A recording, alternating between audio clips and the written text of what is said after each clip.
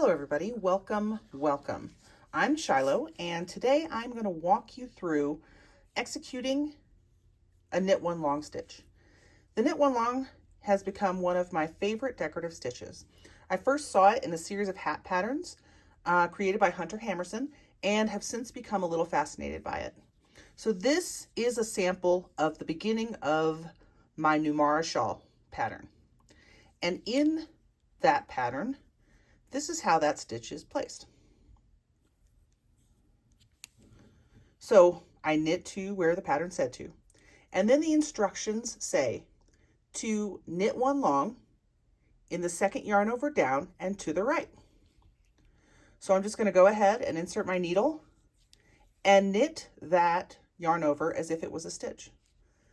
I'm going to pull the yarn up so that it is level with the rest of the needle and the stitches, so it's not going to cinch down the fabric at all or be too baggy once I get back to it on the other side.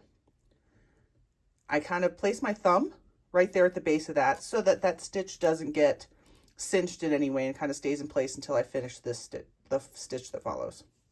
So there. Now I'm going to knit over, per the pattern instructions, to the placement of the next stitch.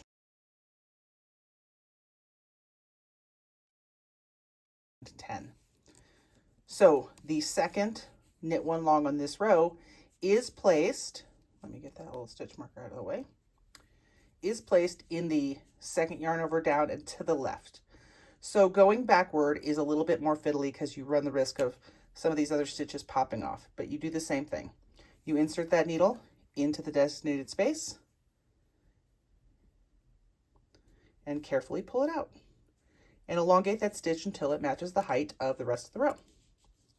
And I try to place my thumb. This is a little fiddly, just so I don't pull it too tightly. There we go. All right, so the knit one long, it appears in patterns in one of two ways typically. It'll appear as a K1L or a K1 long.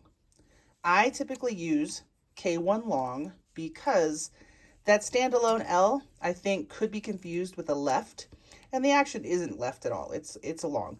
And you'll have to check the pattern that you're using to see what the designer has in their abbreviation so you know exactly what you're looking at. So the execution is the same, but the placement of that knit one long will be outlined in your pattern instructions, like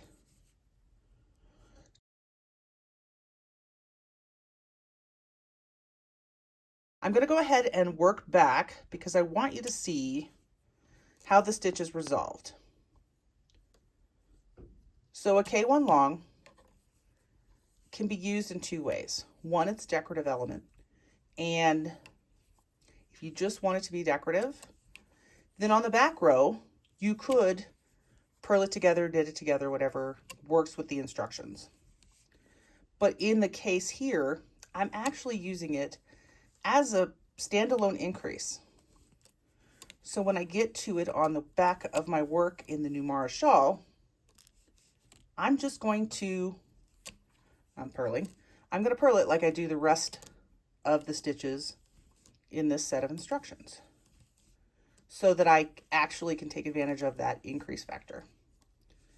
So because it is not a short stitch, it may get bunched up. You can see right there. It may get bunched up with the stitch following it.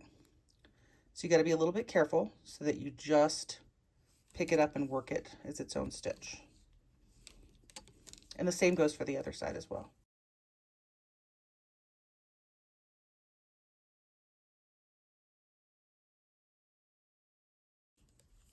So there we are on the other one. See, it's pulling itself again really close to that previous stitch. So you just have to be careful when you get to it that you work it independently.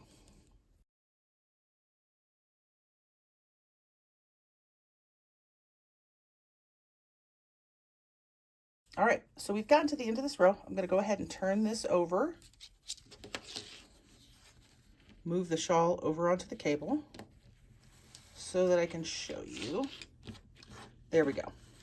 So that is the start of the Numara Shawl, and you can see how these knit one longs, they're increasing the triangles of this triangle shawl, as well as adding that decorative element. It's really creating an interesting effect down the spine of this shawl. So there you go.